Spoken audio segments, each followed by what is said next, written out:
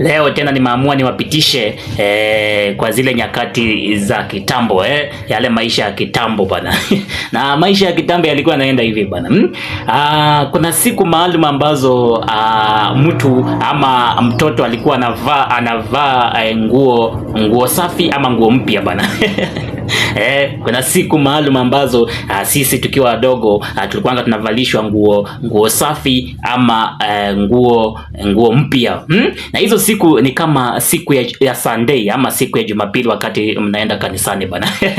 Hiyo ndio siku ya kwanza ambapo ungeweza kuvaa nguo ambayo ni safi ama nguo ambayo imenunuliwa juzi. Pia wakati ambapo ungeweza kuvaa tena nguo safi ama nguo mpya ni ile wakati ambapo leo mmeambiwa ni kwenda kutembelea relatives. Hapo sasa ndio ungetolewa nguo kwenye sanduku ile ambayo ilikuwa imewekewa some years ago. Hasa unavalishwa hiyo nguo mpya ama hiyo nguo safi.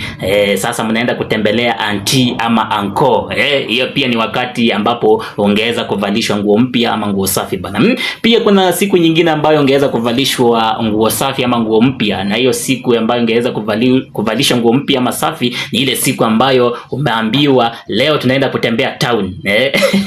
Pengine kuna shughuli ambayo inaenda kufanyika huko town.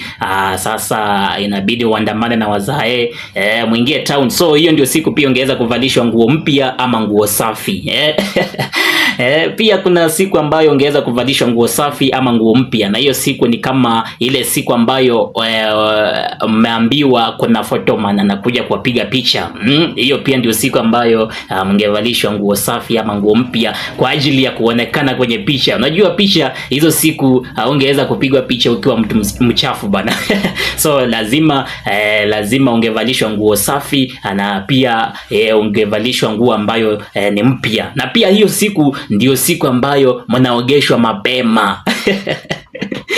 Kwa sababu photoman anakuja kuwapiga picha. Kwa hivyo pia hiyo ni siku mojawapo ya zile siku ambazo mngeweza kuvalishwa nguo safi ama nguo mpya.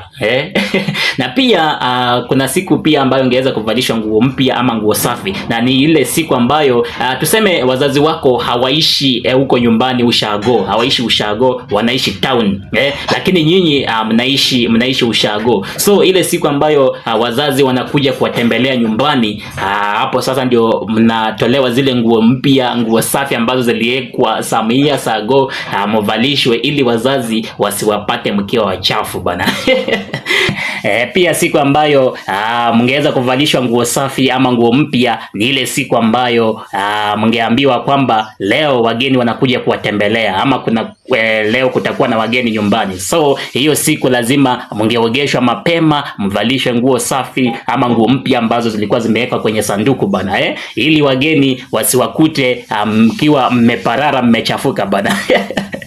Kwa hivyo pia hiyo ni siku mojawapo ya zile siku ambazo mngeweza kuvalishwa nguo safi ama nguo mpya, kwa sababu wageni wanakuja kuwatembelea kwenu. Lazima mngevaa nguo safi bana. Hizo ndio siku ambazo mimi nakumbuka tulikuwa tunavalishwa nguo safi ama nguo mpya.